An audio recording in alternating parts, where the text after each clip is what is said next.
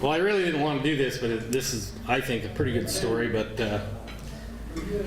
I don't know what year it was, but I'd been to some rodeos down here in Texas in June, and I think I went to like Vernon or a couple of them down here on a Wednesday and a Thursday, and then I went back home, flew into Salt Lake, had flown down, flown back, and went to a little rodeo there in the Salt Lake Valley, Murray, Utah, I think, which doesn't really matter. But and then after I got done riding or something there during the bronc riding, I seen Skeeter Thurston, and I'd seen him in them same two rodeos that I'd been to in Texas, and I said, "Geez, Skeeter, I didn't know you was coming here."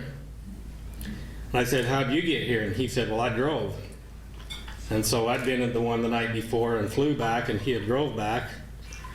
And the next day we were supposed to go to Livermore, California, and I had a flight over there from Salt Lake, and he said, "Well, I'm going to Livermore, you want to go with me?" And I said, "No, I already got a plane ticket, I don't want to drive over there."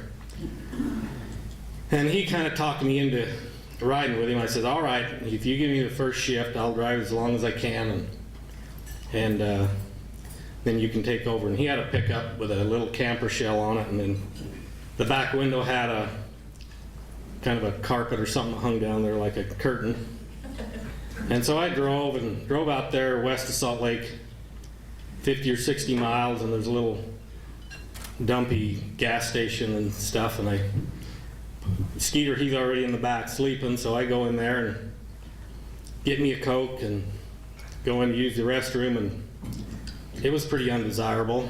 So I decided not to use it, and I walked around behind the store and took care of it, and then jumped in the pickup and took off. And this is like midnight, 1 o'clock, and sometimes then we'd have a tendency to drive pretty fast, so I took off and I drove through Elko and then Winnemucca, and I started getting pretty tired, and every once in a while I'd holler back for Skeeter, see if I could wake him up, see if he'd take his turn to ride. And I thought, man, he must be sleeping good. Can't get him to move. And so finally I got to thinking about how much time we had, when we had to be there, and how many miles we had left to go, and I thought, well, I'll just pull into this rest area. We can both sleep. If he's sleeping that good, we can both sleep for probably 2 or 3 hours, you know. So I pull in there and get off, and I turn around the seat and lift that thing up to crawl back there, and the bed's just bare. There's nobody there. You know, this is like the camper's cab high. There's not many places to be. I thought, that's funny. Why would he be on the floor? You know? So I turn around and look on the floor. He's not there either. And then I think, oh, he fell out.